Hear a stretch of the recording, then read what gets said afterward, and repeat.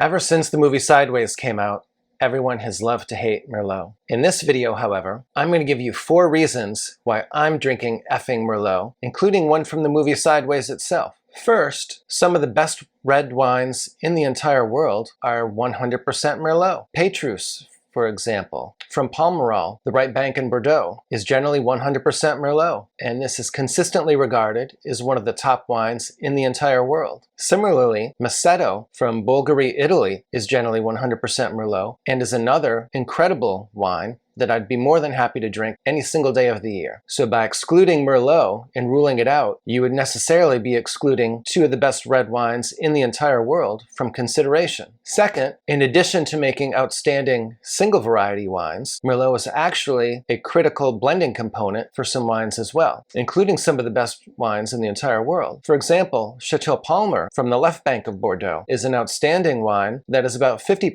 Merlot most years. Similarly, Chateau Brion has a substantial Merlot component year in and year out. And once again, I would be happy to drink either of those wines on any day of the year. You'll often find Merlot in Cabernet blends because they complement each other extremely well. Cabernet Sauvignon can be a little bit austere and tannic, whereas Merlot tends to be a little bit more fruity and a little bit more generous. And so they complement each other extremely well. Further, Cabernet Sauvignon ripens later and Merlot ripens earlier. So in Bordeaux, when you have vintages that are a little bit cooler, or if you have storms that come late before the Cabernet Sauvignon grapes have been harvested, Merlot becomes much more important in those vintages. Number 3, it's far better to be selective about wine rather than to just make generalizations and sweeping declarations about things you love or things you hate. If there's one thing I've learned from visiting more than 40 different wine producing regions all over the world, it's that there's excellent examples of wine being produced from every single grape variety, and similarly, there's some pretty miserable or awful expressions of wine made from every grape variety. You can have outstanding examples of Merlot, such as Petrus and Maceto, as I mentioned earlier, and you can also have some pretty dreadful examples of Pinot Noir or wine from other grape varieties.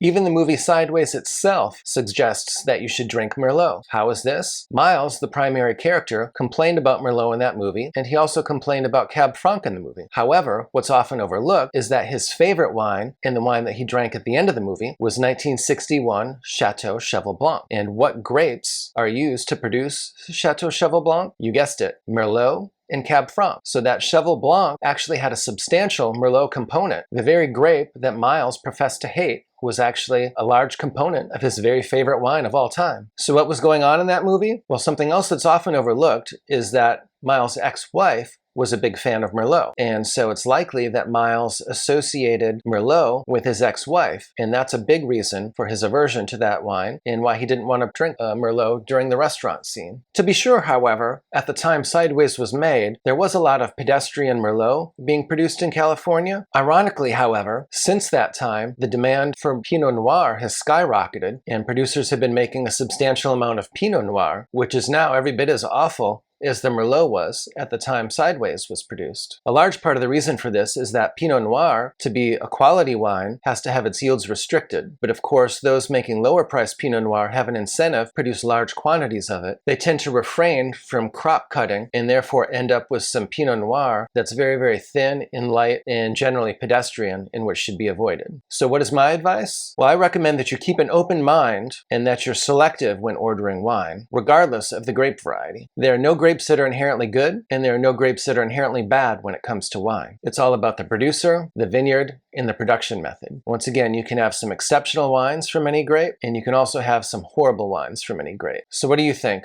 Did I persuade you to try Merlot? If so, please let me know in the comments below. I hope you enjoyed this video. If you did, please smash the like button and subscribe to my channel so you don't miss the next one. I come out with weekly wine videos. Until then, drink well.